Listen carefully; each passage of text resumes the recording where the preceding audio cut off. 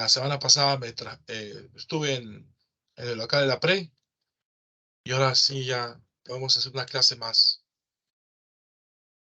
con mayor conectividad. Bien, entonces, vamos a trabajar hoy día todo lo que tiene que ver con historia peruana. Vamos a hablar del poblamiento americano, de cómo se produce el desarrollo de la llegada de los primeros hombres hacia América. Vamos a trabajar lo que viene a ser el lítico, lo que viene a ser el arcaico, y finalmente las llamadas teorías del desarrollo de las altas culturas peruanas, ¿ya? Es lo que vamos a hacer el día de hoy. 3 temas en realidad. Bien, entonces, vamos a empezar, ¿ya?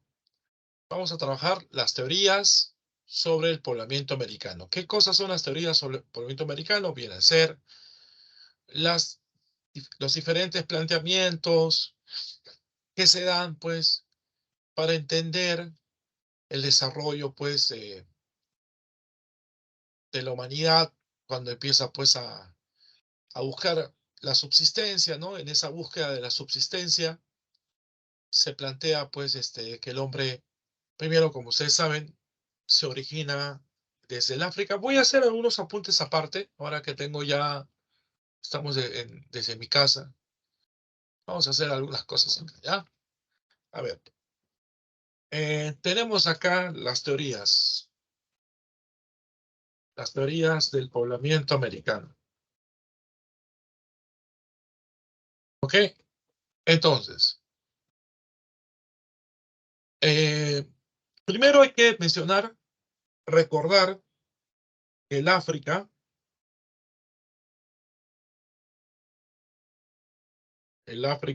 va a ser la cuna de la humanidad, ¿no? Es la cuna de la humanidad. Y desde el África, el proceso de poblamiento se va a dar hacia otros escenarios, ¿no? El poblamiento continúa hacia Europa, y también de forma paralela va a lograr continuar hacia lo que es el continente asiático. Ujú. Continúa hacia Europa y continúa hacia el Asia. Entonces, ¿qué es lo que va a pasar? Entonces, el desarrollo del poblamiento va a continuar hacia América y hacia Oceanía, como dice acá en nuestra diapositiva, ¿no? El contexto en donde el hombre va a llegar hacia América y a Oceanía es cuando se alcanza el Paleolítico Superior, es el Homo sapiens, ¿no? El Homo sapiens es el que va a migrar a América y Oceanía. Esto se produce en la época del Pleistoceno. El Pleistoceno es la época de la era del hielo, como ustedes saben. Y durante la época del Pleistoceno final se da la famosa glaciación de Wisconsin. Esta glaciación va a generar, pues, que haya un descenso del nivel de las aguas del Océano Pacífico, provocando la creación de un puente de tierra por este lado. ¿Ya? Ahorita vamos a conversar sobre eso. Muy bien, entonces, cositas que hay que saber. El hombre llegó a América durante el Paleolítico Superior, durante el final de la época del Pleistoceno, durante la época de la glaciación de Wisconsin, que de manera paralela a la llegada del hombre hacia América, desde el Asia también se va a producir el poblamiento hacia Oceanía. Bueno, entonces las teorías que tenemos acá son las siguientes, ¿no? Tenemos la teoría asiática, la más conocida, la que dice que el hombre proviene desde el Asia y llega a América. Tenemos acá las dos zonas de Siberia y Alaska, ¿correcto?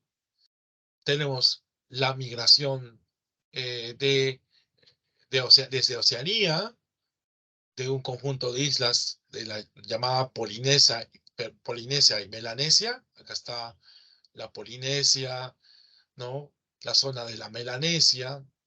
Por acá van a llegar también los hombres hacia América.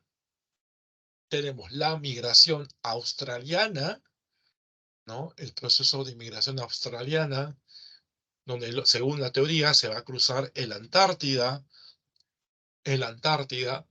y la otra teoría, un poco la más moderna, es la teoría solutrense, que dice que el hombre llegó desde Europa, llegó hacia América, ¿no? Perfecto. A ver, entonces, la teoría asiática, la más contundente hasta el día de hoy, va a ser planteada por Alex Hedelka. Alex Hedelka. Dice que unos antiguos paleomongoloides van a arribar desde el Asia a través del actual estrecho de Bering. ¿Qué es el estrecho de Bering? Pues es cuando hay mar entre dos continentes, ¿no? El estrecho de Bering es la separación entre dos continentes por agua, por el mar. Y solamente ellos, los asiáticos, los paleomongoloides, van a poblar América desde el norte, ¿no? Desde el norte. Esta teoría también se puede llamar teoría monorracial o teoría monogenista, ¿no? Teoría monorracial o monogenista. Mono es uno, ¿no? Mono es uno. ¿Correcto? Muy bien. Para poder lograr sustentar su teoría, Alex Hedelka presenta dos evidencias. Las evidencias, ¿no?, geográficas, que es la cercanía que hay entre el Asia y América a partir de lo que es Siberia y Alaska, y lo que se va a formar, ¿sí? ¿Qué se va a formar? Como dije, un puente de tierra. Esta parte que está acá, lo voy a señalar, toda esta parte que está acá, eso, todo el color medio marrón claro, es lo que va a ocurrir cuando se produce el descenso de las aguas, ¿no? Este descenso de las aguas se da por el fenómeno de la glaciación de Wisconsin. A ver, ¿cómo va a ser esto? A ver, lo voy a comentar por acá. A ver, entonces vamos a poner acá, sí. No sé si podré hacer un nota, creo que así mejor. Vamos a ver si puedo hacerlo acá. Lo que ocurre, no, no puedo hacerlo. No, acá no. Sí, acá, a ver, allá. Lo que va a suceder es esto, ¿no? A ver, voy a dibujar. Acá está la parte que corresponde hacia América, ¿sí? Entonces, lo que yo quiero que ustedes entiendan que acá, en esta parte, se va a formar una especie de puente. Esta parte que estoy señalando, se va a formar una especie de puente, ¿ya? Esto viene a ser lo que logra crear el fenómeno de la glaciación de Wisconsin de una forma que se conoce como el istmo de Bering, ¿ya? Entonces acá lo voy a colocar por este lado, ¿ya? Este llamado puente terrestre se va a llamar istmo de Beringia o de Bering, ¿no? Cuando se produce el descenso de las aguas por el fenómeno de la glaciación, ¿ya? Entonces, esto es lo que hay acá, ¿no? Es lo que se ve con el color marrón claro, ¿no? Porque cuando hay agüita, acá está el mar de Bering, que pertenece a lo que es el Océano Pacífico, esto ya es un estrecho. Entonces, lo que hace el hombre es cruzar. Cruzar ¿no?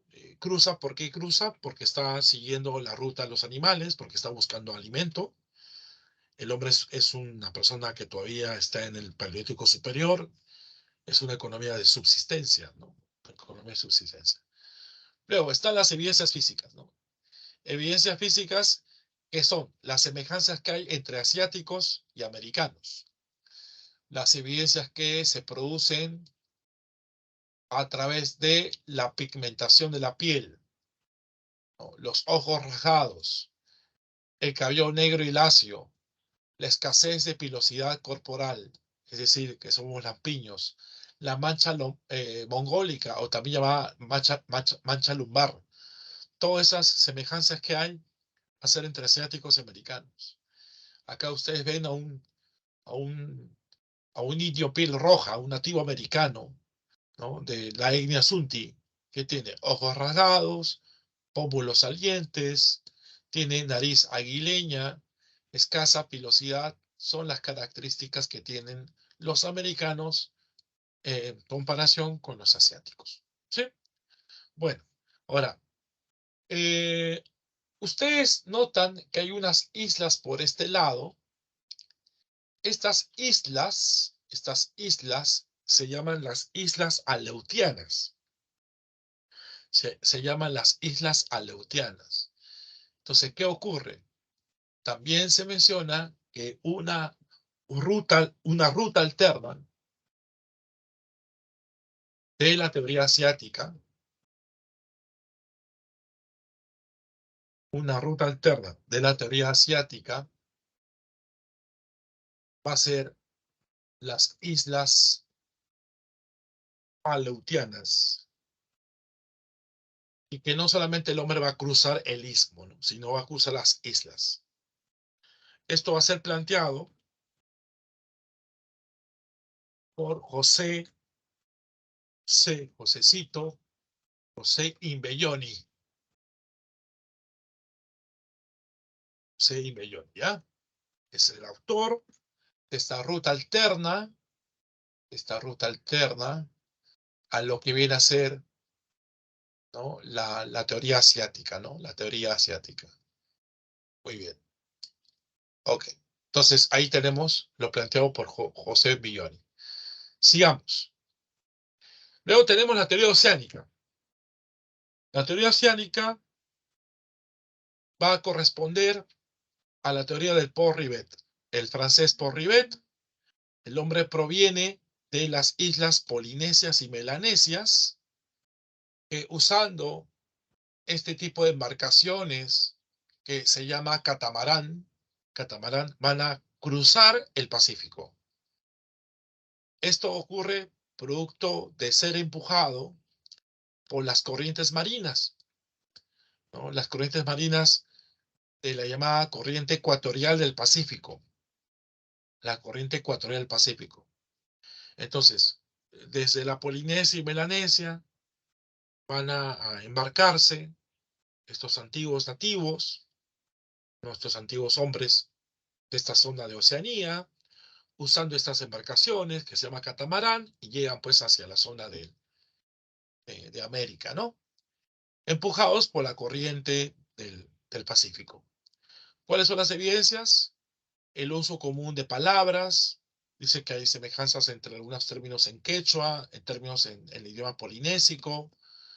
Las costumbres y semejanzas con algunas poblaciones ya extintas de la Oa Santa en Brasil, que dice que estas tribus tienen una tradición de que cuando la mujer va a alumbrar, da a luz a su bebé, este alumbramiento se da en el mar, en el río, en el agua, y que el esposo, ¿no? Para tratar de identificarse con el dolor de la mujer cuando ella da a luz, también él va a gritar como si tuviera una especie de empatía, ¿no?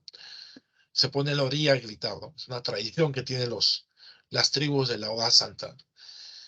También se ha visto el uso de la cerbatana, el uso de la hamaca, el uso del mosquitero, ¿no? Que es lo que cubre la hamaca en la selva, cocinar debajo de la tierra, lo que es la pachamanca, también se han algunas evidencias de esa migración oceánica en el continente americano.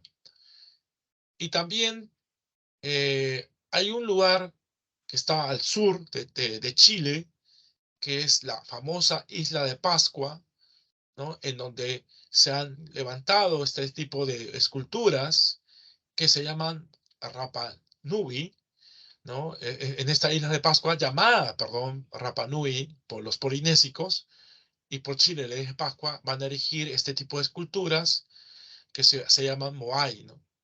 Entonces también existe este tipo de tradición, ¿no? De tradición, ¿no? Esta es la famosa teoría oceánica. Ahora, esta teoría oceánica, a mediados del siglo XX, va a tener también una idea complementaria, ¿ya? Va a tener una idea complementaria. Voy a borrar esta parte, ¿ya? Ya, ok, ahora sí, para estar un poco más tranquilo. Va a tener una teoría complementaria, que es que en 1947, desde el Callao, parte la expedición, conocida como Kon-Tiki. No sé si ustedes habrán escuchado. Kon-Tiki. Esta expedición va a ser dirigido por el noruego Thor Heyerdahl. ¿Qué quiere hacer Thor Heyerdahl? Thor Heyerdahl tiene una teoría, ¿no? Tiene una teoría, que es esta, ¿no? Que los antiguos incas han logrado migrar hacia la Polinesia, ¿sí? Entonces, eso es lo que plantea Thor Heyerdahl. Entonces, en 1947 se embarca en la llamada expedición Kon-Tiki. Kon-Tiki. Kon es el dios, un ser alado que representa al dios del mar en la cultura nazca. Tiki, Tiki es el dios del sol para los polinésicos. Entonces ahí se fusiona el nombre de Kon-Tiki. Entonces este noruego Thor Heyerdahl, ¿no? Dice que los incas serían aquellos que han logrado migrar hacia la Polinesia. Y recuerde usted que también hay un inca navegante. Este inca navegante va a llegar a Polinesia, inclusive, va a ser Tupac Inca Yupanqui. Tupac Inca Yupanqui, ¿no? ¿Mm? Bueno, es en cuanto para complementar lo que dice Paul Rivet, ¿no? Paul Rivet menciona que el hombre llega desde Oceanía hasta América, pero Thor Heyerdahl dice que esto fue al revés, que los antiguos americanos, en este caso los incas, son los que llegaron hacia la Polinesia, ¿no? La siguiente teoría va a ser la teoría australiana, planteada por el portugués Mendes Correia. Dice que los australianos bajaron por Tasmania, llegaron a la isla Auckland, llegaron hasta la Antártida, cruzaron la Antártida, llegaron a Tierra del Fuego y subieron por la Patagonia, ¿no? Migrando hacia América. Cruzaron las islas del Pacífico, cruzaron la Antártida. En la Antártida hubo un aumento de la temperatura. Ese aumento de la temperatura va a ser llamado el Optimum Climaticum, ¿no? Y de esa manera se pudo cruzar toda la Antártida, ¿no? Entonces, las evidencias que presenta Méndez Correa son el uso común del boomerang, que es un instrumento que uno lo lanza y luego regresa a la mano, el uso de los zumbadores y la elaboración de chozas en forma de colmena, ¿no? Son las cosas que se menciona que hay un parecido, ¿no? Un parecido en las tradiciones que hay entre los americanos y algunos australianos. ¿Qué les parece todas estas cosas? Ahora, claro, el detalle es que si es que pudo el hombre cruzar la Antártida, ¿no? En ese sentido, hay un autor, aparte de Méndez Correia, que dice lo siguiente. Este autor plantea lo siguiente, que se llama George Montandon. Él dice que no se usó la Antártida. No se usó la Antártida. El hombre no cruzó la Antártida, sino llegó por las islas del Pacífico y logró cruzar la isla de Pascua, ¿no? La que hemos hablado hace un rato, que está al sur de Chile, al extremo sur de Chile, hacia América, ¿no? Hacia América. Entonces, es la ruta que plantea George Montandon. George Montandon, ¿correcto? Bueno, y luego, hace ya unos 20 años, también se ha incorporado otra teoría que se llama la teoría noratlántica, o también llamada teoría solutrense, planteada por los norteamericanos Bradley y Stanford, que dice que el hombre llegó desde Europa. Llegó el hombre desde Europa, cruzó, ¿no? Cruzó un mar de hielo, ¿no? Una placa de hielo, usando embarcaciones, como ustedes ven acá. Sí, un mar de hielo, embarcaciones. Migraron desde Europa bordeando la placa de hielo del Atlántico Norte.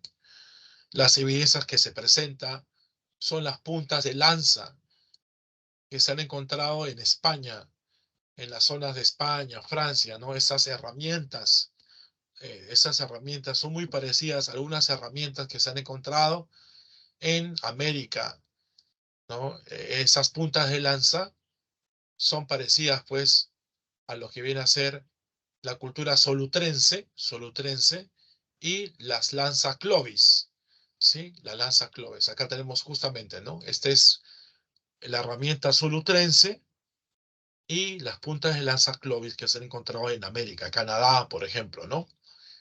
Y en esta imagen, el mapa muestra la posible ruta solutrense a través de la placa de hielo del Atlántico Norte.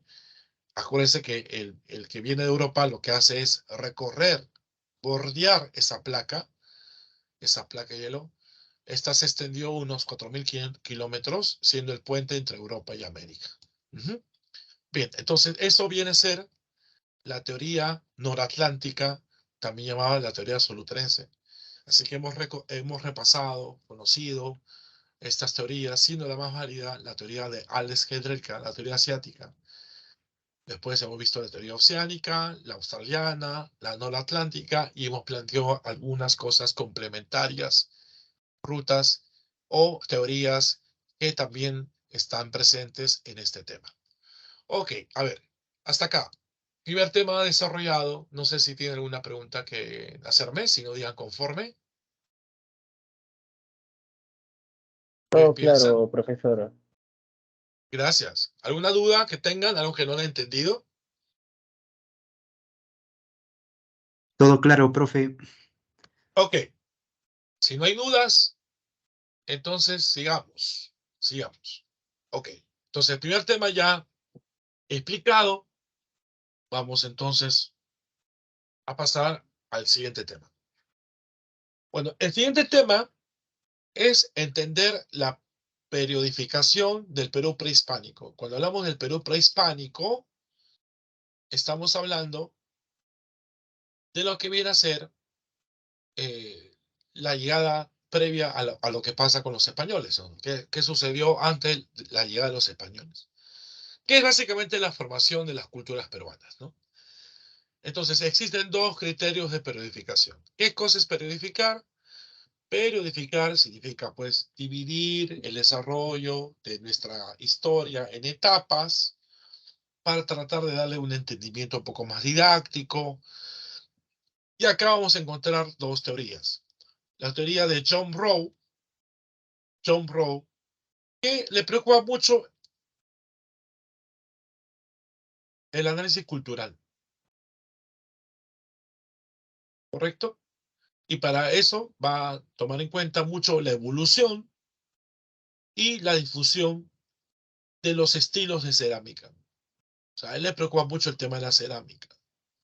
Y cuáles estilos han predominado, ¿no? Es como hablar de los géneros musicales, ¿no? Rock, cumbia, pop, reggaetón, ¿no? Bachata, ¿no? Entonces, estilos de cerámica y cuál estilo de cerámica logra tener predominio, ¿no? Predominio. En el caso de lumbreras, Justo Lumbreras ayer falleció a la edad de más de 80 años. Lumbreras tiene otra mirada, otra diferente clasificación desde un enfoque marxista. Lumbreras es un marxista. Enfoca pues desde el marxismo, él aplica el marxismo en la arqueología y trata de desarrollar el estudio económico y social de las culturas. ¿Sí? Entonces, ¿qué tenemos acá? Tenemos acá los criterios que se utilizan. Este es Rowe, el de arriba pertenece a Rowe y el de abajo pertenece a Lumbreras. Para Rowe, todo se centra en la cerámica, en los estilos de la cerámica. ¿Sí? Tenemos acá, por ejemplo, el periodo precerámico, que es previo a la aparición de la cerámica. El periodo inicial, que viene a ser lo que ya empieza a elaborarse, ¿no? Algunos estilos de cerámica. De ahí viene el primer horizonte, o también llamado horizonte temprano. Acuérdense que esto es también llamado primer horizonte. Ahí hay un estilo predominante de cerámica, que Rowe le llama estilo Chavín Paracas. Luego viene el intermedio temprano, donde no hay ningún estilo predominante. Luego viene el segundo horizonte, o también llamado horizonte medio, donde hay un estilo predominante de cerámica que le llama Rowe Tiahuanaco Wari. De ahí viene el intermedio tardío, donde hay varios estilos de cerámica. Y de ahí viene finalmente el tercer horizonte o el horizonte tardío, donde el estilo predominante se llamará Inca. Bueno, ese es el criterio de John Rowe. En el caso de Lumbreras,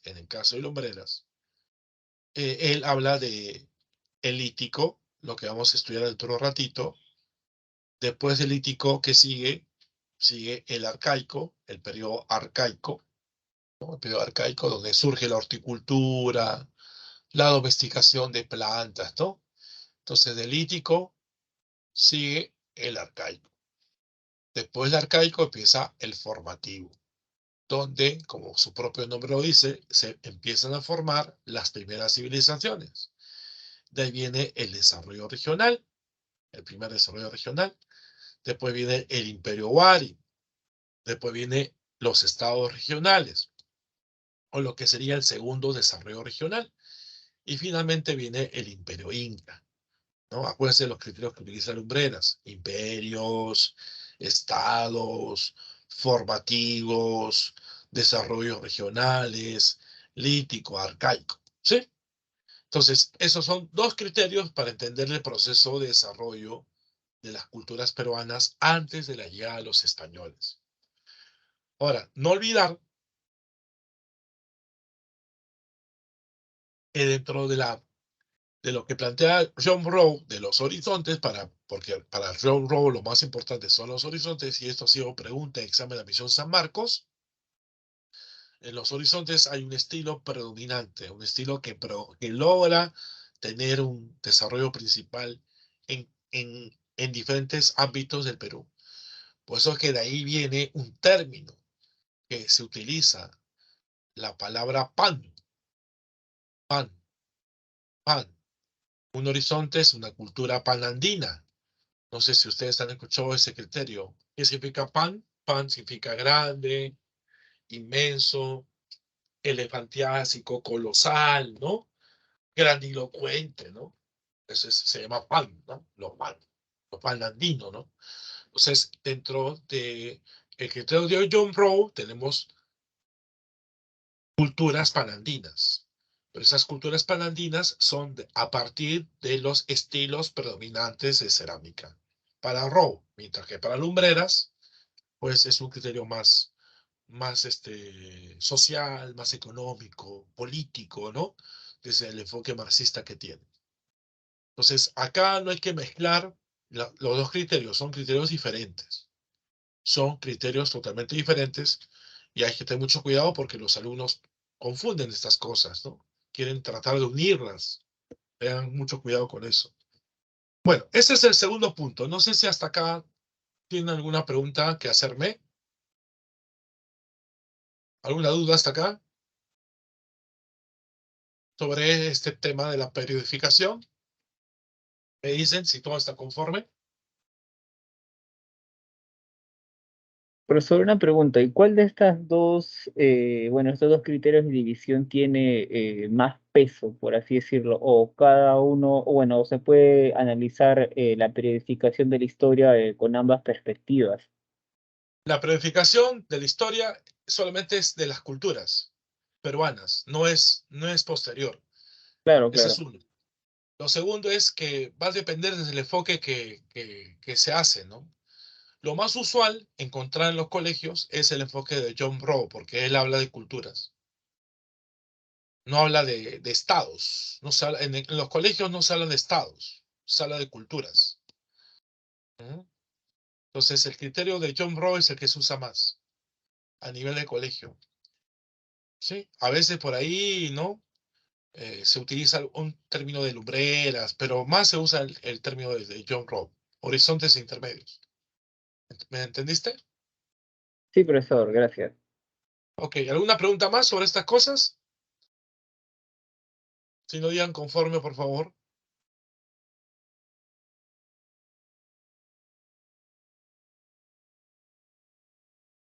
¿Alguna duda?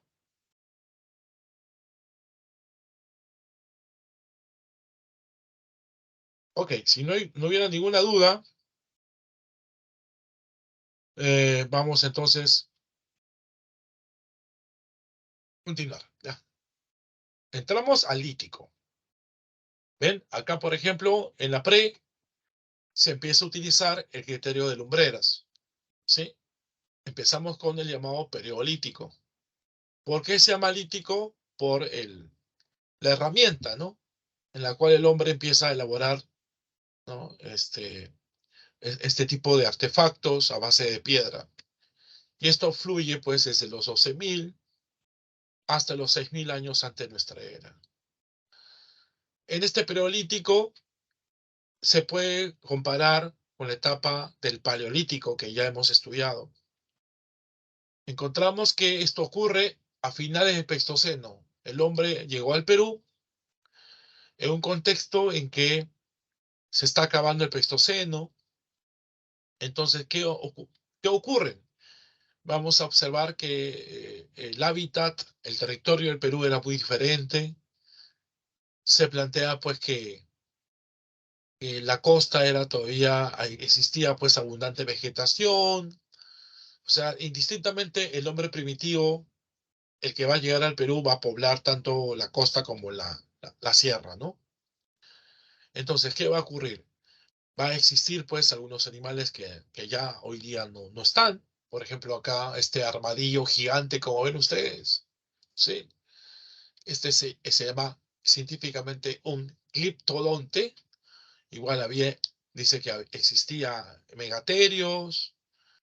Un megaterio es un oso perezoso gigante, ¿no? Había pues también espilodontes, tigres dientes de sable, paloyamas, ¿sí? Entonces, se está dando el final del Pleistoceno y poco a poco está empezando a desarrollarse el Holoceno, ¿no? Entonces, estamos en ese contexto, ¿no? Final del Pleistoceno y entrando al Holoceno. Ahí empieza nuestro Paleolítico. El hombre va a cazar, va a recolectar, va a pescar, forma bandas. Acuérdense que las bandas agrupan entre 20 hasta 80 personas de forma espontánea. No hay ninguna diferenciación social, no existe diferenciación social. Su forma de vida es nómade. Habitan cuevas, no se ocultan en cuevas, están pues en zonas rocosas en la sierra y también en campamentos al aire libre en la costa, ¿no? Se dedican pues, como ya mencioné, a la caza, la pesca, la recolección. Su economía es depredadora, su economía es de subsistencia o también se le puede llamar economía parasitaria, ¿no? Porque vive a expensas de la naturaleza. El trabajo que se realiza en esa época está basado en el género, mujeres, varones. Las mujeres se dedican pues a la recolección, a esperar a que los hombres, los varones, terminen con cazar un animal grande y las mujeres lo rematan. La edad también, pero la edad es bastante relativa. Los niños, los adultos, ¿no? El niño también, igual que la mujer, recolecta y remata a los animales feroces. Entonces va a dividirse el trabajo entre género y la edad. Los instrumentos propios del Paleolítico Superior van a estar hechos de piedra y también de hueso. Y durante este tiempo también hay un desarrollo del arte rupestre, o también llamado arte parietal. ¿Por qué parietal? Porque se hace en las paredes de las cuevas. A ver, tenemos nosotros acá dos tradiciones, la serrana y la tradición costeña.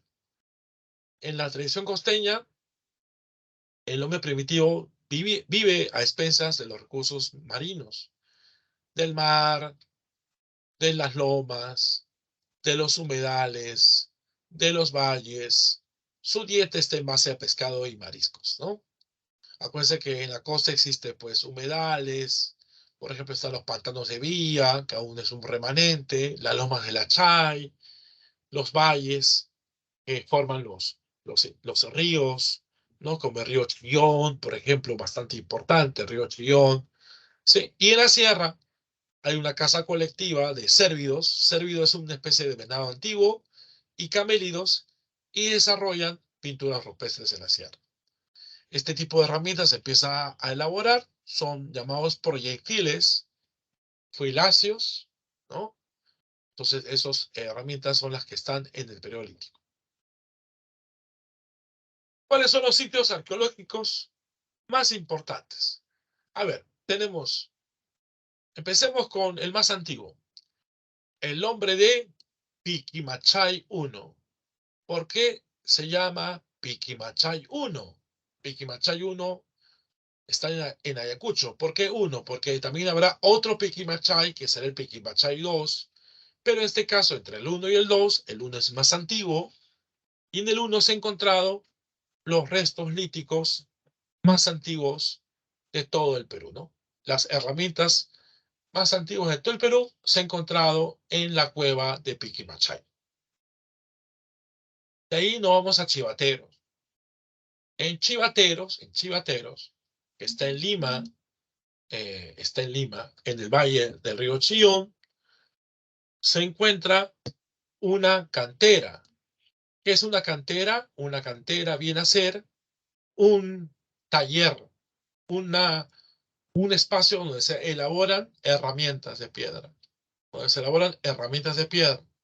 Lo que se conoce como preformas. ¿Qué son preformas? Son la base de una herramienta. Es decir, es como el armazón de la herramienta. O sea, una cosa es la piedra, es la materia prima, y luego esta piedra termina siendo una herramienta. Pero en ese proceso hay una especie de armazón. O sea, todavía no es una herramienta terminada, concluida. Eso se llama preforma, por si acaso. Entonces se ha encontrado en Chivateros preformas, o sea, una fábrica de herramientas. Y que estas preformas son muy parecidas a las herramientas que se empiezan a encontrar en el norte del Perú, en Paiján. Por eso que se habla de que está asociado a la tradición paijanense, ¿correcto? Entonces, eso es el nombre de qué? De Chivateros. De ahí, nos vamos a Paiján, en La Libertad. En Paiján, el hombre pesca con arpón, ¿no? Pesca con arpón. Se han encontrado restos óseos, esqueletos. Estos restos óseos son completos, ¿no? Ya ahí se puede desprender que existe un pensamiento mágico religioso, ¿no? Entierros. Inclusive, como se dan cuenta, pareciera que está en forma fetal. Son los restos más completos que se han encontrado, son los más antiguos de la costa, y también se han encontrado puntas de proyectil. Estas puntas de proyectil se utilizan para pescar en los ríos. La práctica de pescar en los ríos se llama lanceo o alanceo de peces. Luego, nos vamos al centro, al nombre de Lauricocha, ¿no? Está en Huánuco. En Huánuco se han encontrado pinturas rupestres. Mira acá se encuentra esta pintura rupestre, es el Lauricocha. Acá está el hombre, el cazador. Otro hombre por acá, que está ahí atrapando los guanacos. Además de estas pinturas rupestres, se han encontrado herramientas y también restos óseos humanos incompletos. Estos restos óseos humanos incompletos también permitirían entender que el hombre ya practica los entierros, que hay un pensamiento mágico religioso, ¿no? Y luego nos vamos a Tacna, a Toquepala, donde se encontró también herramientas líticas, se han encontrado pinturas rupestres. Estas pinturas rupestres son las más antiguas, son las más famosas inclusive, donde el hombre va a cazar el guanaco y hay una técnica de caza. Esa técnica se llama la técnica del chacu o chaco, ¿no? ¿Qué cosa es la técnica del chaco? ¿En qué consiste esta técnica del chaco? Pues en rodear el animal en un círculo humano para poder atraparlo, ¿correcto? Ah, entonces, eso es lo que va a pasar. Es lo que va a pasar en Toquepala, ¿no? Una técnica propiamente peruana.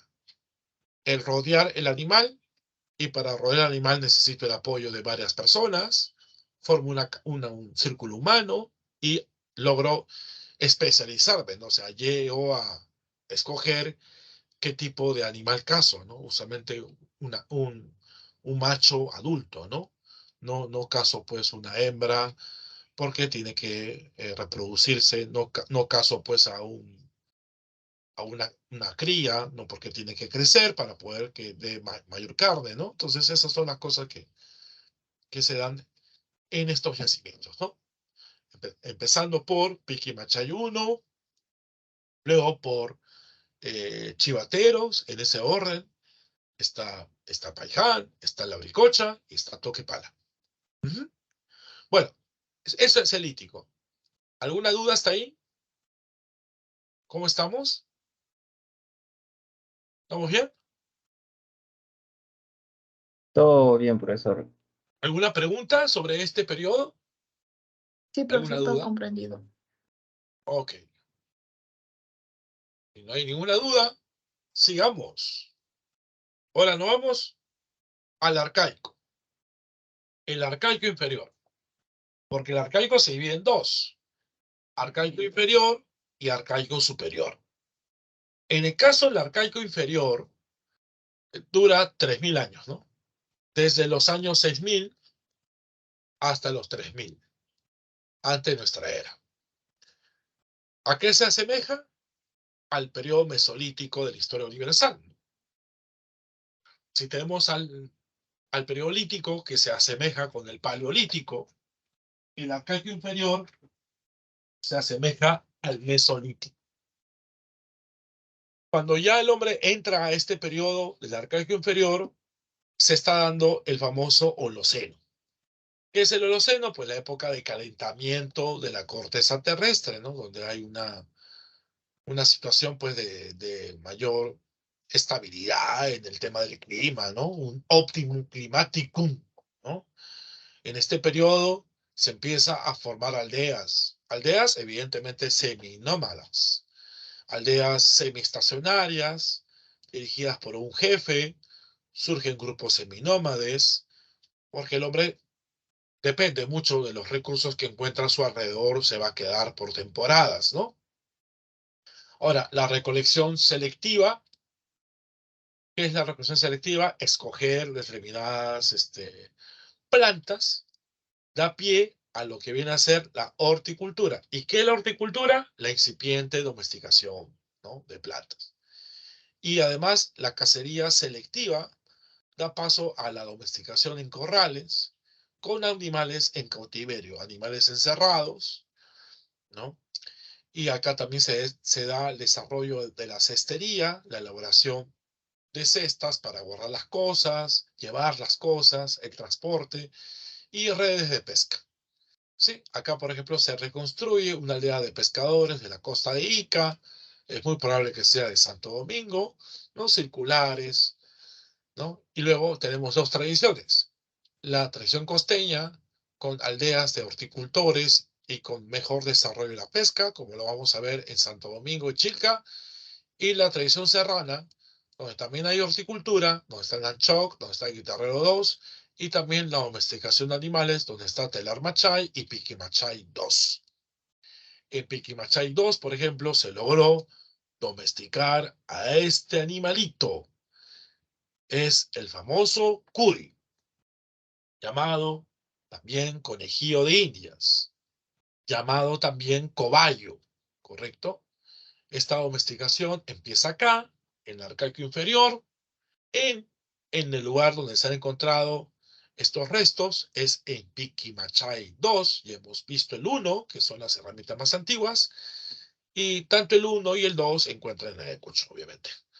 Ahí en este 2 se dio el lugar donde empezó la crianza de este animalito para poder ser parte de la dieta alimenticia, ¿no? ¿No? Un cuy frito, un cuy chactado, picante de cuy. Ahí está el cuy, ¿correcto? Bueno, a ver. Yacimientos. Yacimientos de este periodo. Empecemos en la costa. Santo Domingo, Ica, también le van a llamar hombre de Paracas.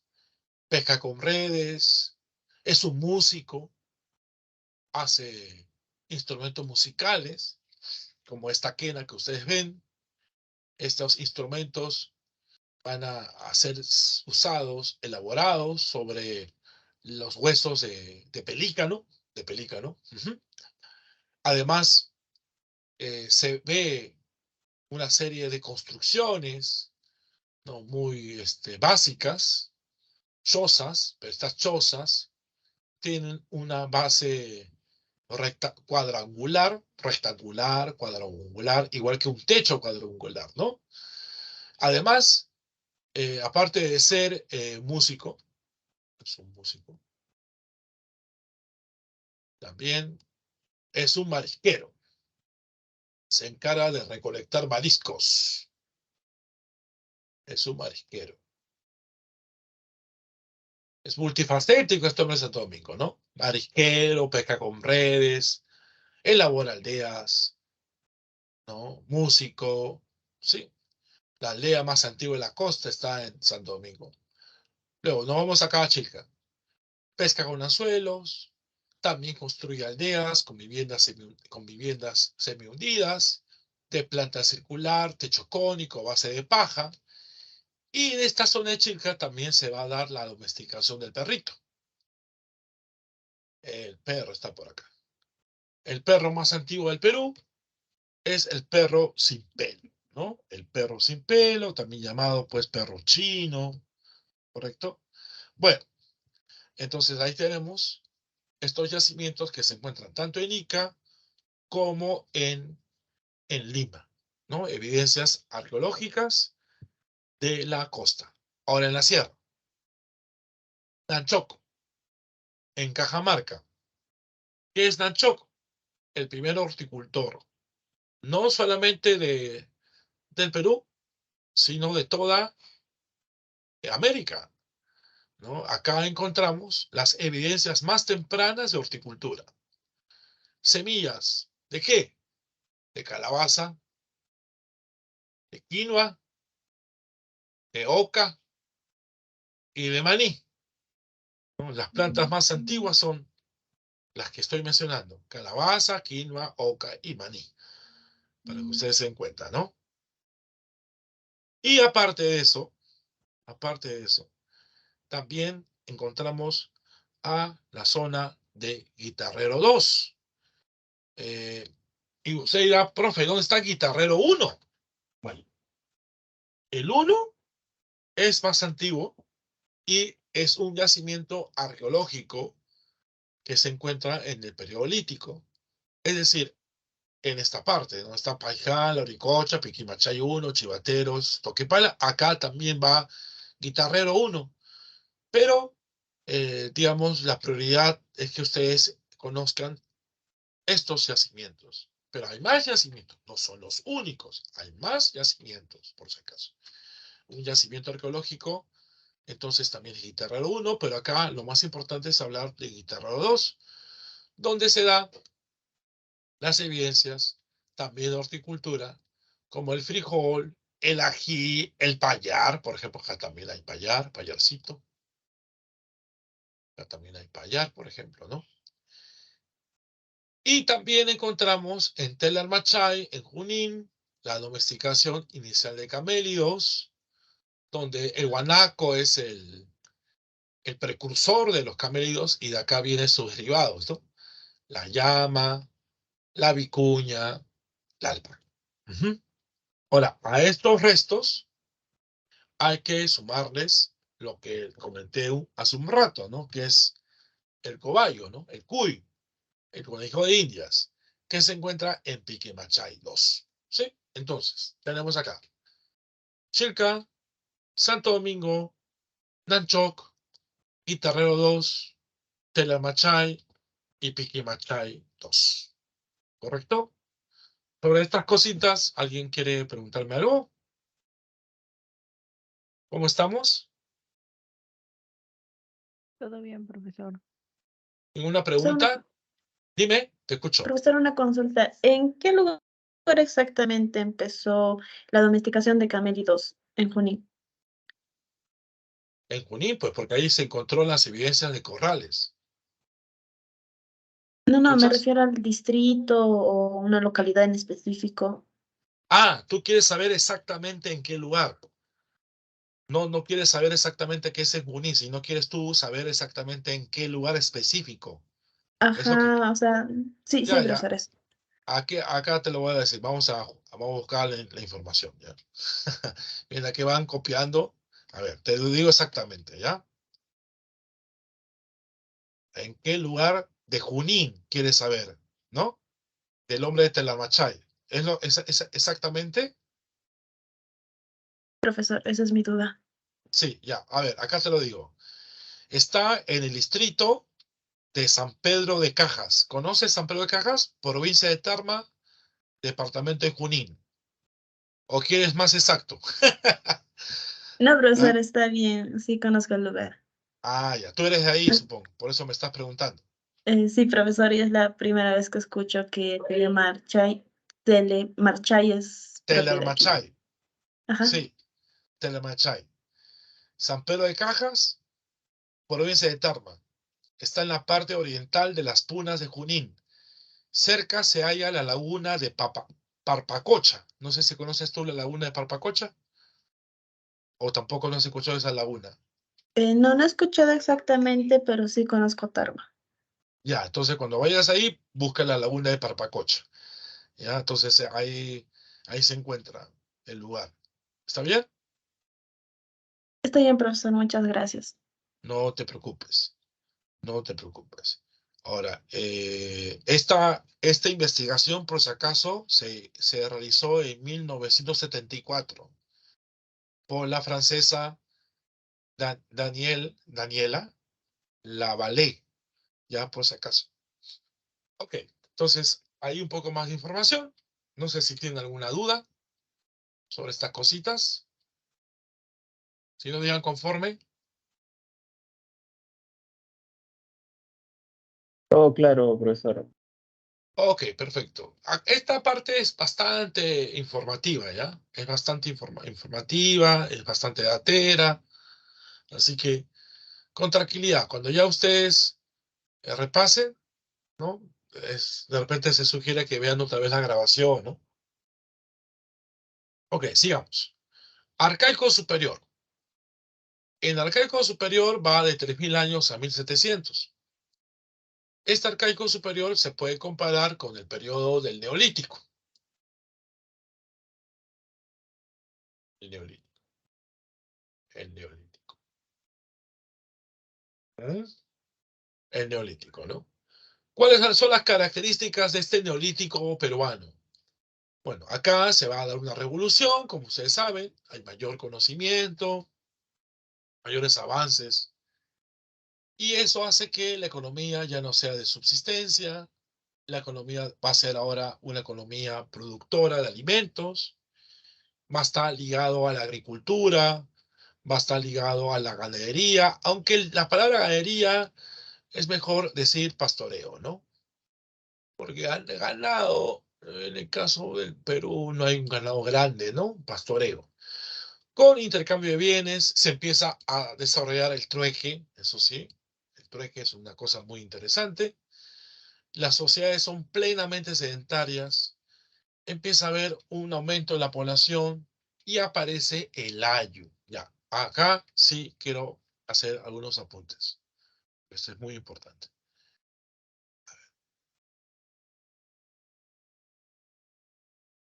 ¿Qué es el ayu? El ayu ya no existe el día de hoy, ¿no? Viene a ser un conjunto de familias con vínculos sanguíneos.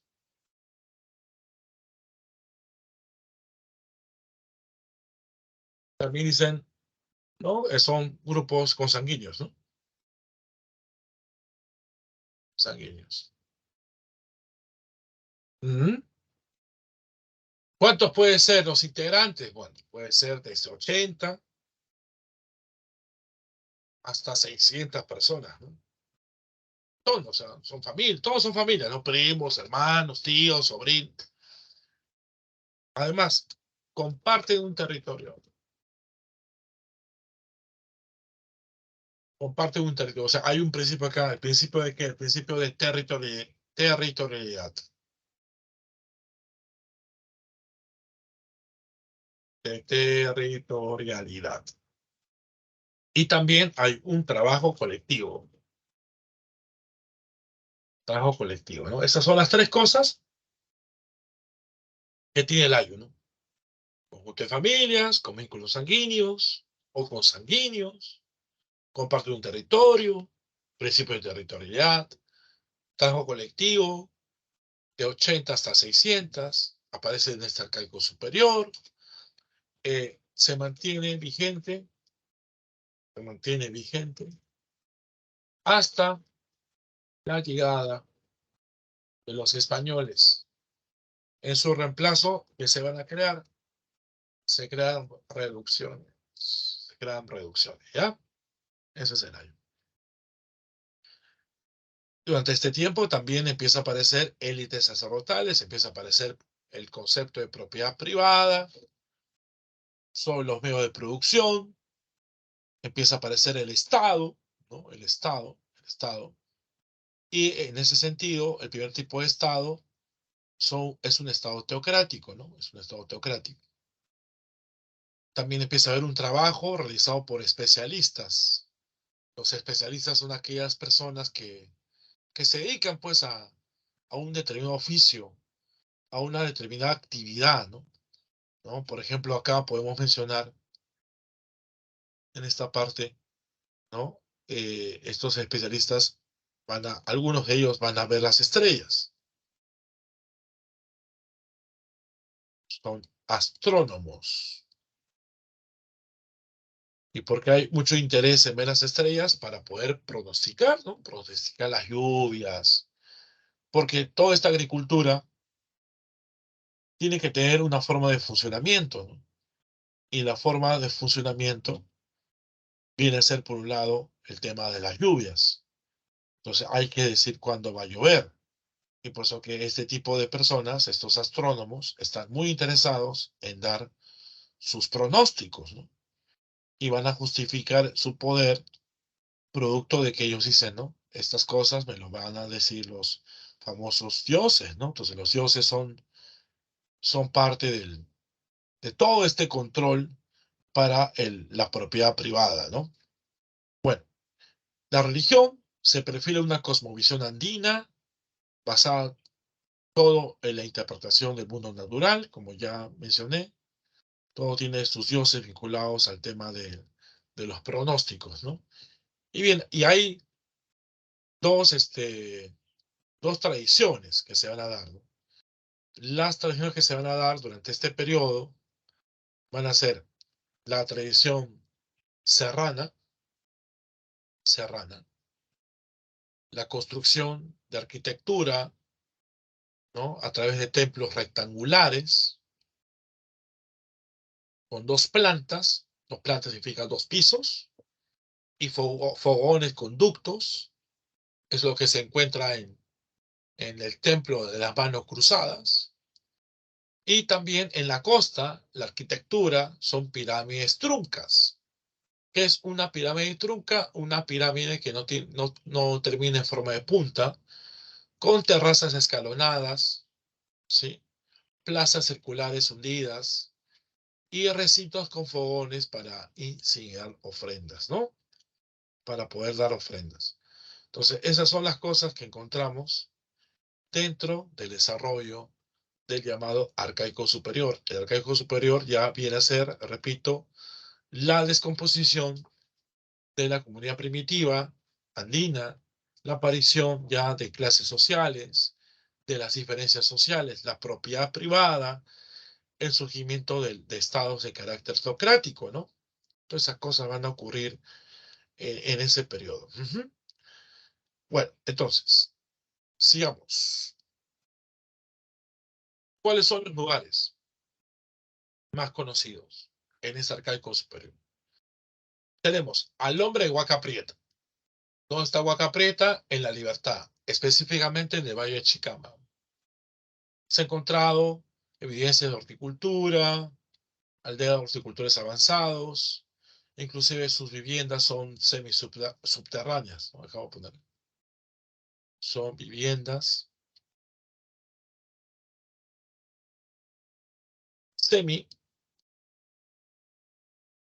semisubterráneas.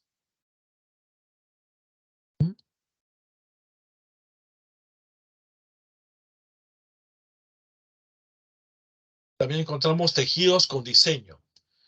Estos tejidos, estos diseños, estos tejidos son polícromos y tienen motivos zoomorfos. Presenta pues la figura de un cóndor, como ustedes ven ahí. Y dentro del cóndor en su barriga lleva una serpiente. Además, también está la elaboración de estos mates tallados o también llamados pirograbados. Los mates están hechos de calabaza, de calabacita. Aprovechando de la corteza, ¿no? O sea, de la cáscara, ¿no? De las cáscaras que es dura, ¿no? De la calabaza se hacen este tipo de mates pirograbados. Sí. En el norte, en Piura, se usa mucho esto, ¿no? La Libertad también, para tomar chicha, ¿no? Usualmente le llaman, ¿no? A estos mates le llaman potos. No sé si ustedes han escuchado eso. Luego tenemos en Cotox el templo, ¿no?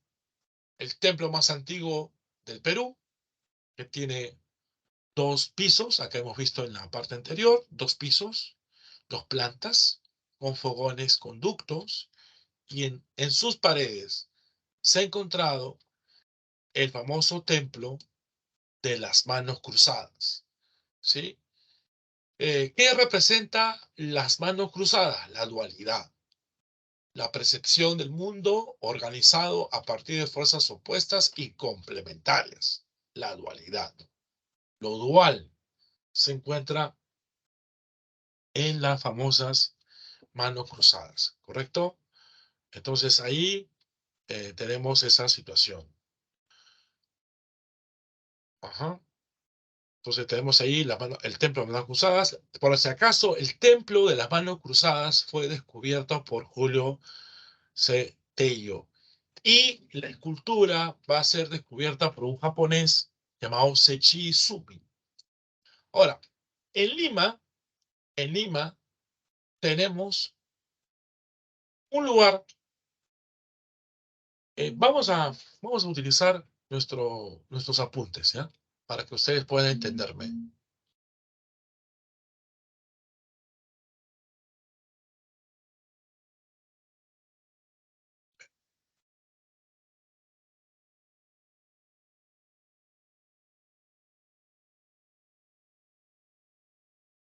En Lima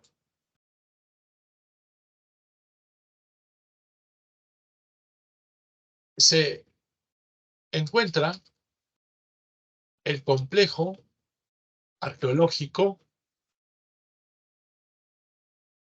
llamado Chupacigarro, así se llama, ¿ya? Compuesto por tres zonas arqueológicas. Un complejo es como un condominio, ¿ya?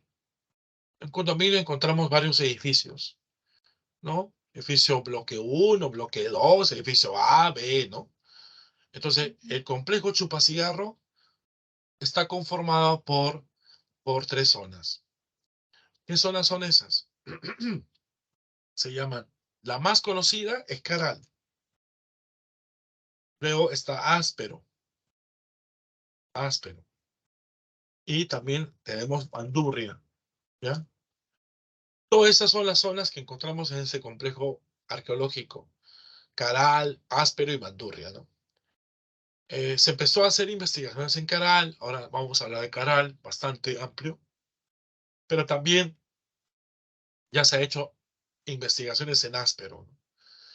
Estas investigaciones en Áspero se ha encontrado que es un centro pesquero, además es un centro ceremonial, y dentro de ese centro ceremonial hay dos partes, ¿no? La huaca de los ídolos y la huaca de los sacrificios. Huaca es un templo, ¿ya? Es un templo.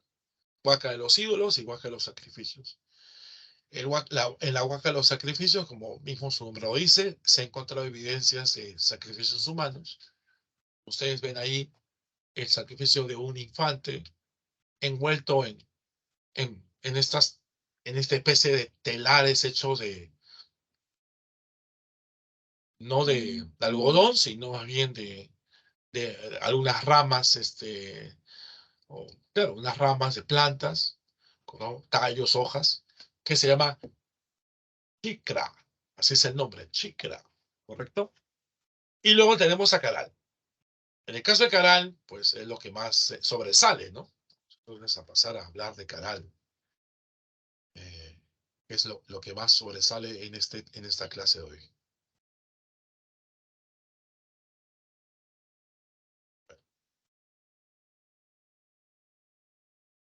Caral se encuentra en el Valle de Supe, cerca del distrito de Barranca, al norte de Lima. En 1905 fue explorado por Max Zule, pero no encontró cerámica. No encontró cerámica. Entonces, en ese tiempo los arqueólogos pues estaban bastante preocupados por encontrar cerámica. Digamos que la cerámica permitiría, sí, permitiría pues generar la idea de una civilización. Y ya en los 90s es estudiado por la señora Ruth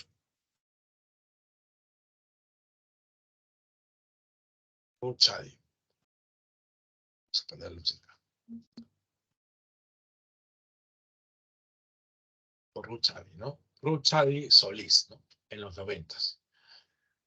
Y bueno, la cuestión es que las investigaciones de Chadi planteó pues que Caral se ha visto como, le llaman, ¿no? Popularmente, la ciudad sagrada más antigua de América. Aproximadamente proviene de 2800 años antes de nuestra era. Compuesta por pirámides y otros recintos que lo vamos a ver. Según ella, según Chadi, es la más antigua civilización y contemporánea con los sumerios de Mesopotamia y contemporánea a lo que es Egipto. Por ejemplo, si te plantea la pregunta, ¿no? Mientras que se construye Caral, ¿qué estaba pasando en los sumerios, no? Estaba construyéndose esas ciudades-estado, ¿no? De Ur, Uruk, Eridu, Uma, Lagash, Nippur, ¿no? Y en Egipto se estaban construyendo las pirámides, ¿no? De Keops, Kefrem y Serino, ¿no? Pero en Caral no hay cerámica. Eso es lo que no encontró Mule y tampoco lo encontró Chadi, ¿no? Hay cerámica. Muy bien. Sigamos. Entonces, contemporáneo, el Imperio Antiguo Egipcio, Sumeria, es el centro ceremonial más antiguo de América. Según Chadi, va a ser conocida como la ciudad sagrada. Aparte de las cosas que comenté, tenemos ahí, pues, eh, el tema de la elaboración de flautas. Se encontró un montón de flautas. Las flautas eran para hacer sus rituales, ¿no? Sus rituales.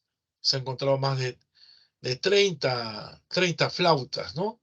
Figurillas de barro crudo, tejidos sin diseño, o sea, inclusive evidencias de sacrificios humanos, o sea, un montón de aspectos que va a dar origen, ¿no? Va a dar origen a lo que viene a ser, pues,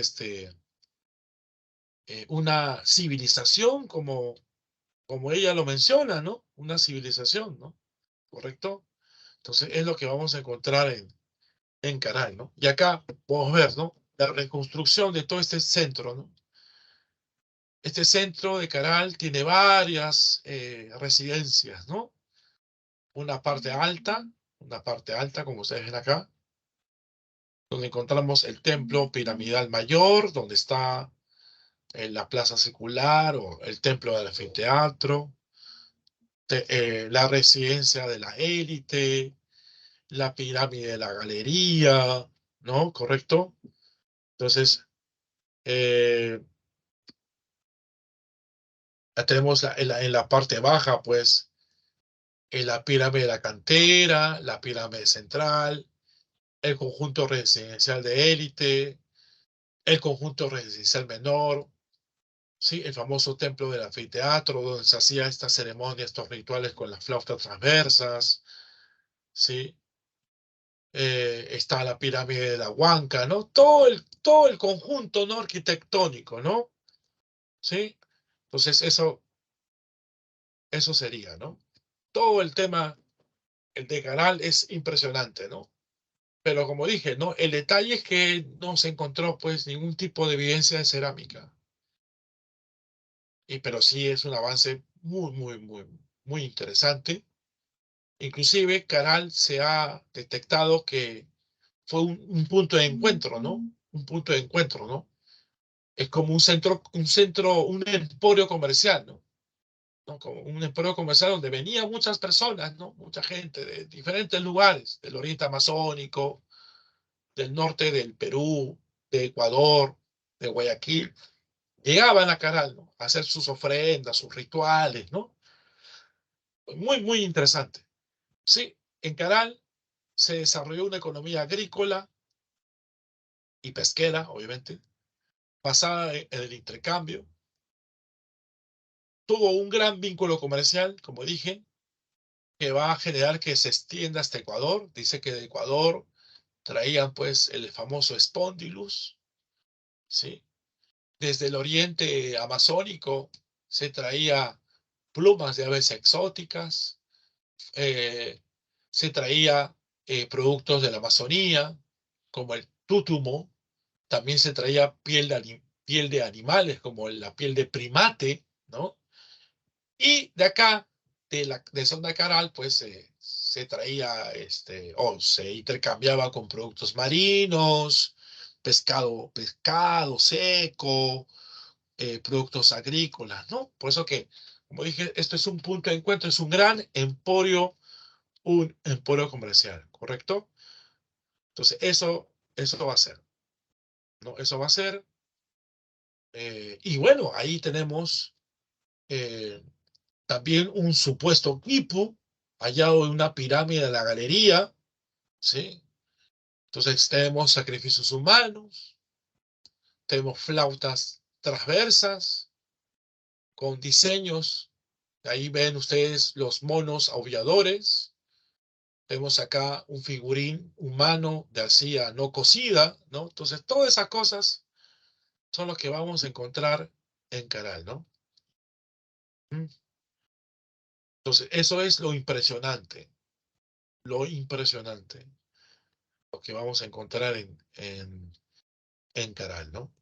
Bueno, a ver, entonces, con esto ya cerramos todo lo que tiene que ver con el arcaico superior y lo que viene a ser toda la comunidad primitiva del Perú, ¿no?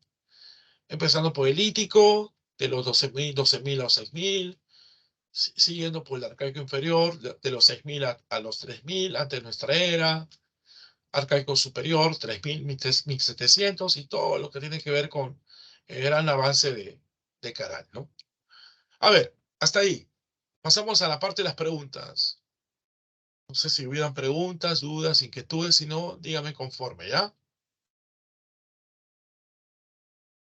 ¿Alguna duda, alguna inquietud?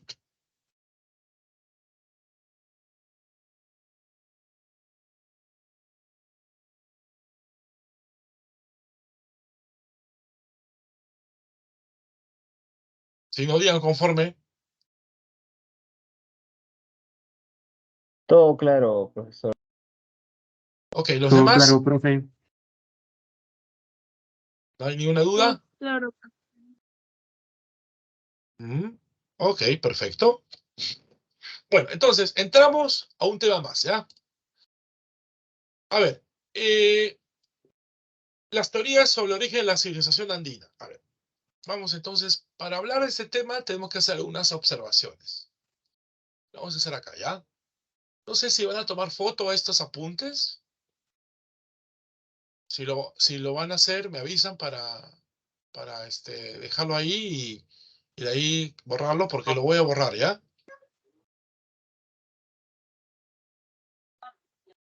¿Lo van a tomar pantallazo, foto? Ya está ya, ¿Foto? profesor. Ok, perfecto, listo. Entonces, vamos a sacarlo. Listo, profesor. Ok, entonces, vamos a plantear estas ideas. Mira, el- como ustedes saben,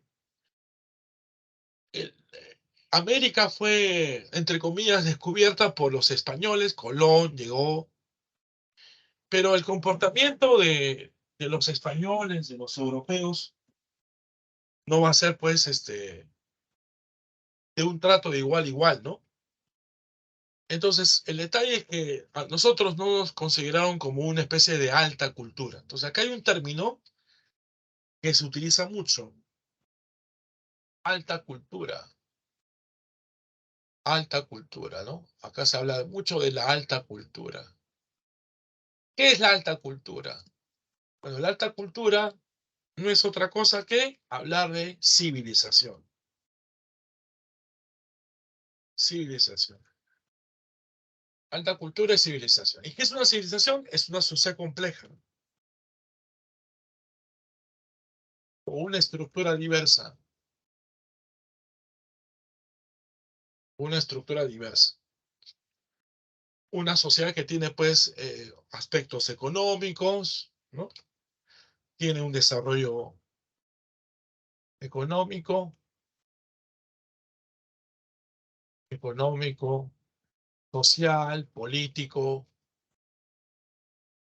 social, político,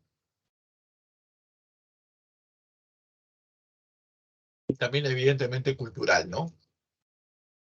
Pero hay un criterio tradicional para determinar qué es, qué debe tener, o qué requisito, vamos a poner acá, debe tener una alta cultura para ser considerada de esa forma. ¿Y cuál es ese criterio? A ver, ¿qué cosa hemos repetido en varias ocasiones? Por ejemplo, lo de Caral. ¿Por qué a Caral, en algunos casos, algunos arqueólogos no lo toman en cuenta? ¿Por qué Max Zule, cuando excavó Caral, buscó algo y después dijo, ajá, no pasa nada y se fue? ¿Qué cosa es eso? La evidencia de cerámica. Excelente. Muy bien. La existencia de cerámica. Entonces, un elemento clave que va a determinar el grado de complejidad para llamar algo que es cultura o alta cultura o civilización, viene a ser la cerámica. La cerámica. ¿Correcto? En ese sentido, empieza a haber, pues, teorías que se busca dar sostenimiento para entender si acá en el Perú fue posible o no fue posible la creación de una civilización. Entonces, claro, esta pregunta, si la hacemos hoy día, pues es una pregunta tonta, ¿no? O sea, acá hay civilización y siempre existió civilización, pero ese tipo de idea, ¿sí? Eh, es una idea que no era siempre así desde el inicio del siglo XX. ¿Ah? Eso es lo que va a pasar. Es lo que va a pasar. Entonces, ¿qué ocurre?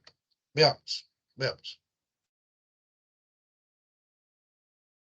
Las teorías que van a explicar el origen de la alta cultura o la civilización andina van a ser, la primera se llama la inmigracionista, ¿no? Porque se cree que la alta cultura peruana viene de afuera. El autor de esta teoría es un alemán, que ya lo conocemos, Max Uhle. El autor de esta teoría es Max Uhle. Max Uhle va a estar influenciado por el difusionismo. ¿Qué cosa es el difusionismo? Es un marco teórico que plantea que de un punto central se difunde hacia otros sitios, se irradia a otros sitios, ¿no? Avanza hacia otros lugares. Por eso se habla de difusionismo, se difunde, ¿no? Entonces, ¿dónde está el origen? Se encuentra en la cultura maya. La cultura maya es la que nos dio origen a nosotros como alta cultura peruana. ¿Y cómo llegaron? Llegaron al Perú. ¿Cómo llegaron? Según él, llegaron al Perú por vía marítima. Por vía marítima. ¿Correcto? Y ellos empezaron a enseñar a nosotros a hacer las expresiones que tienen que tener con la alta cultura, hacer cerámica, hacer tejidos, hacer todo lo que hace una civilización. Nos enseñaron. Y esto se evidencia, esto se plasma con las llamadas protoculturas, que son dos: Proto-Nazca y Proto-Chimú. Proto-Nazca y Proto-Chimú son las evidencias que los mayas han generado de esa creación. ¿Y cómo se prueba eso? ¿Cuáles son las pruebas según Max Uhle? Las pruebas son, por ejemplo, las construcciones arquitectónicas.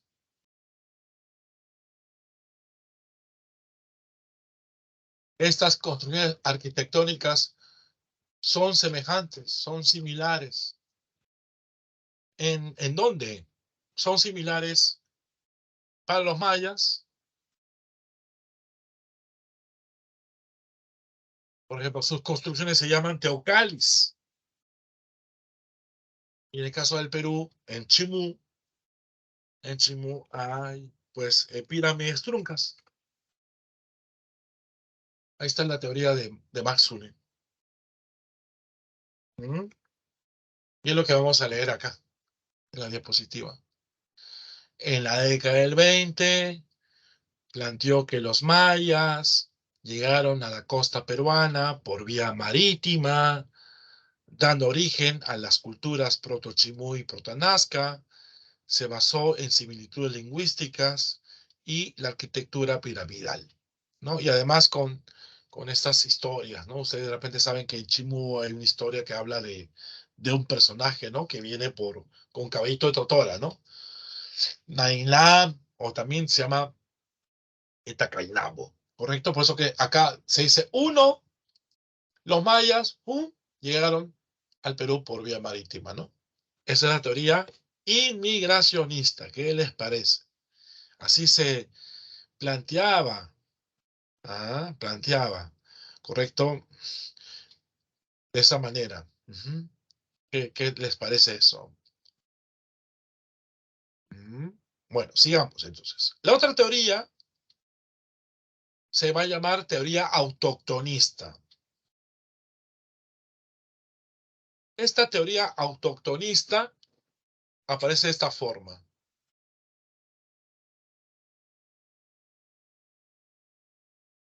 Vamos a poner acá. 2. La teoría autoctonista. El autor viene a ser Julio Cetello. Julio Cetello. Está influenciado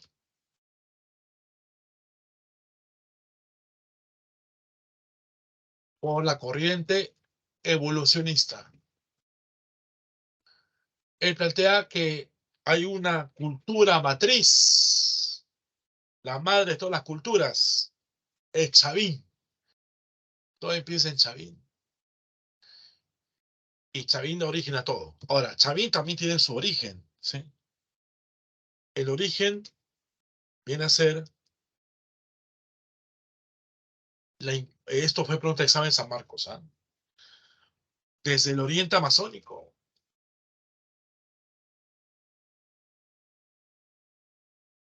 De una etnia, la etnia arawak.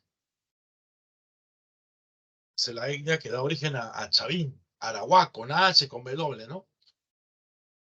Y esto para demostrarlo, por ejemplo, él dice que hay unas evidencias en su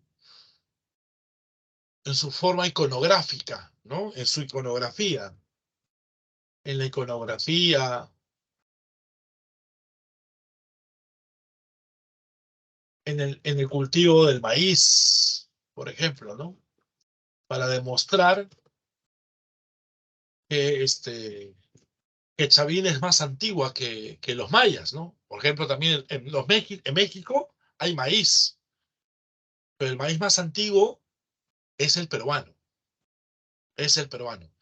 Y como hay una antigüedad del maíz acá en Perú, entonces, por lo tanto, acá en Perú empezó todo. Según Tello, ¿no? Según Tello. Esto va a ser una respuesta a toda la teoría, pues, inmigracionista, ¿no? Como dice acá. A inicio de la década del 30, sostuvo que Chavín fue la cultura matriz de la civilización andina, se desarrolló en la sierra y sus antecedentes deberían ser buscados en la Amazonía, en la llamada etnia arawak, ¿correcto? Pero luego pasó algo. En la década del 60 aparece una tercera teoría que se llama el aloptonismo. El autor va a ser Federico Kaufmann Noy. Él va a plantear, a partir de un descubrimiento, que es la cerámica más antigua de América se ha encontrado en la selva ecuatorial. Y que esto representa a la llamada cultura Valdivia. Entonces, según Doig, hay elementos internos y externos que influyen en el surgimiento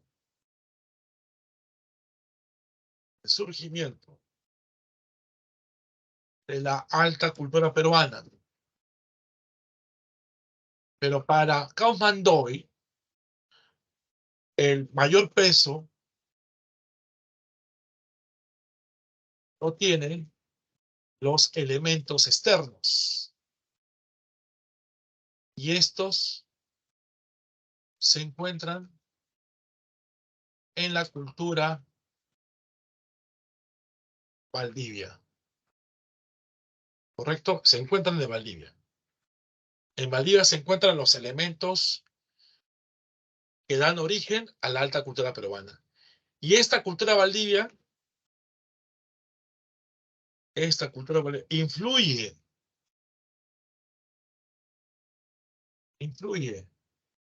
tanto para el Perú como para los mayas. Eso dice Camandoy. Plantea, ¿no? Que durante la década del 60, en la localidad de Valdivia, Ecuador, se encontró la cerámica más antigua y siendo el punto de irradiación cultural para el norte y el sur de América. ¿Correcto? Pero ya para ir cerrando y pasar a hacer su práctica de esta sesión, de esta semana 2, vamos a trabajar una cuarta teoría. Haciendo un homenaje al arqueólogo que falleció ayer, uno de los más importantes arqueólogos peruanos, que es Luis Guillermo Lumbreras. ¿No? Como ustedes saben, ayer falleció, creo que tenía 84, 87 años, y ha hecho un gran aporte a todo lo que conocemos en el tema de las culturas prehispánicas, ¿no? Todas las cosas que conversamos, que explicamos en clase. Hace un rato hemos hecho la periodificación de Lumbreras, sí debe ser, va a ser siempre visto, ¿no? Bueno, entonces tenemos a la teoría hologenista.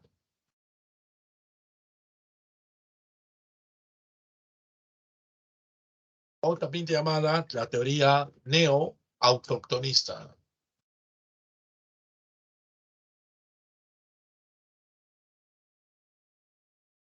¿Quién es el autor? El autor viene a ser Luis Guillermo Lumbreras. ¿Qué dice Lumbreras? Lumbreras plantea que hay elementos internos y externos que influyen en la formación de la alta cultura. De la alta cultura. No sé por qué.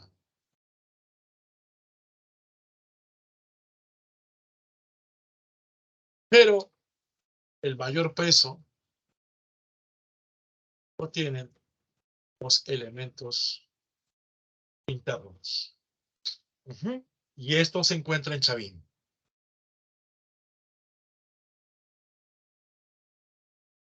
En Chavín. O sea, lo que hace Lumbreras es reivindicar a Tello.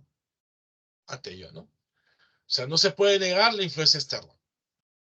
O sea, la Valdivia influyó o no influyó, sí influyó, pero su peso fue menor. El mayor peso se lo va a llevar, perdón, la cultura chavín, los elementos internos. Los elementos internos. Bueno, entonces eso son las 4 teorías de la alta cultura: la inmigracionista, la autoctonista, la aloctonista y la hologenista. Bueno, sobre estas cosas, ¿tienen alguna pregunta que hacerme? Me dicen, por favor. ¿Alguna duda que tienen hasta acá? ¿Preguntas? ¿Alguna pregunta hasta acá? Sí. No, profesor, todo claro. Todo claro, profesor, salvo que en la Todo imagen que claro, profesor. muestra ¿Cuál está imagen? mal enumerado. En la imagen, ¿Esta? sí, está mal enumerado. El 2 ¿Qué debería ser pasó? el 3 y el 3 debería ser el 2. Ah, acá en la diapositiva. Sí, sí, Esto. sí. Sí, sí, sí. Ah, ya. Esto sería el 2, lo que tú dices, ¿no? Y esto tiene Sí, que ser sí, el sí. 3, ¿no? Ok, perfecto. Muy bien, un error pues de los profes que han hecho esto. No es el mío. Ok. ¿Algo que más que quieren precisar? ¿Quieren tomar foto en los apuntes?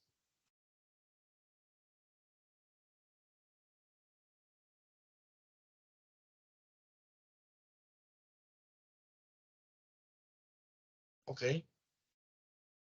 Bueno, hasta acá. ¿Tienen alguna pregunta? ¿Todo conforme? Listo. Entonces voy a detener el compartir la pantalla y vamos ahora a pasar a la parte práctica, ¿ya? Ok. Entonces le damos unos 6 minutos para que revisen su práctica, ¿sí? Y vean sus claves, por favor. Unos 6 minutos. Y regresamos para poder contestar.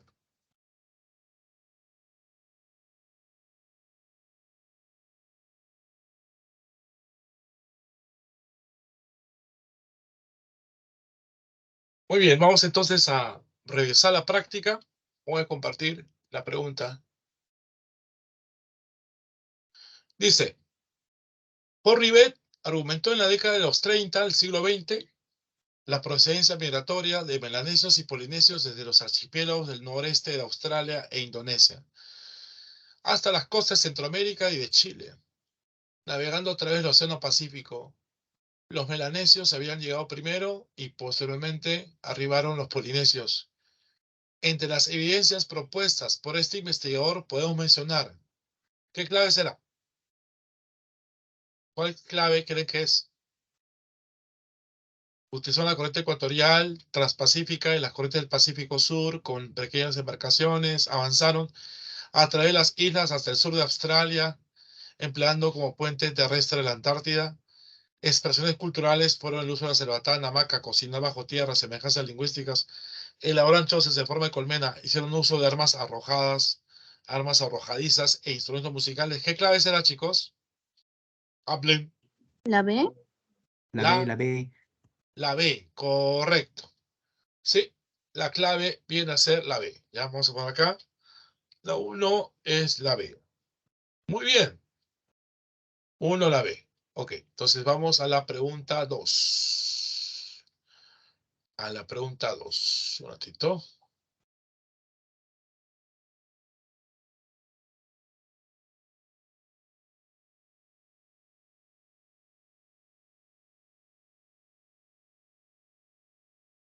Ok, vamos a compartir la pregunta 2. Dice, a finales del Paleolítico en el Perú antiguo se iniciaba el cambio climático del Pleistoceno al Holoceno, que generaba también una modificación en el relieve terrestre. La sierra y la costa atravesaban por cambios geográficos y climáticos. Ante ello, los pobladores andinos tenían que adaptarse a los nuevos ecosistemas, desarrollando diversas tradiciones, modos de vida. La tradición serrana se caracterizó en lo económico porque sus pobladores, ¿qué clave será? La D. La D, ¿todos están de acuerdo que es la D? Sí. ¿Sí? Dicen en la D, será la D.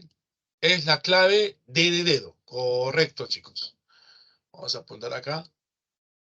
La 2 sería la D. Muy bien. Entonces estamos bien, estamos bien. ¿Ah? Se saluda su esfuerzo. Vamos a la pregunta 3, ¿ya? Vamos a la pregunta 3. La pregunta 3 es un poco de teraza. Vamos a ver si la pueden contestar. Vamos, vamos, con fe, con fe, con fe. A ver. Dice, Durante el Arcaico inferior, el hombre empieza a controlar y modificar el medio ambiente. Y se van desarrollando estrategias de subsistencia, especializadas como fue el proceso de domesticación de plantas y animales. Todo ello iniciaría el proceso de sedentarización de la población y la formación de aldeas. En relación a las características de algunos sitios arqueológicos del Arcaico inferior, indica el valor de verdad ofrecerá según corresponda. Telarmachay, evidencia de restos de horticultura temprana. Santo Domingo, sería la aldea más antigua de la costa. Chilca, practicó el marisqueo y la pesca con anzuelos. Guitarrero 2, fue el primer domesticador de camélidos. ¿Qué clave será? La C. La C. ¿Todos están de acuerdo con la La C? C. Sí, es la C. 3 es la C. 3 es la C. Correcto, correcto. Vamos ahora a la 4. Vamos a la 4. Bonito, vamos a ordenar para que la puedan ver bien. Bueno, ya, así vamos a tener que hacer. La 4.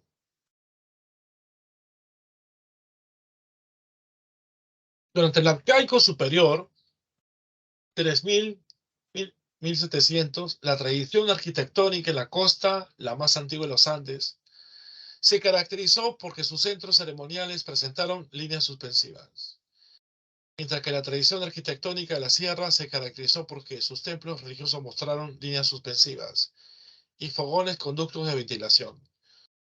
¿Qué tendría que estar ahí en esas líneas suspensivas? ¿Qué clave será? La E. La E. La E, ¿todos están de acuerdo con la E? Sería la clave E, correcto, muy bien, excelente, muy bien. Sí, entonces ahí tenemos la 4, viene a ser la E.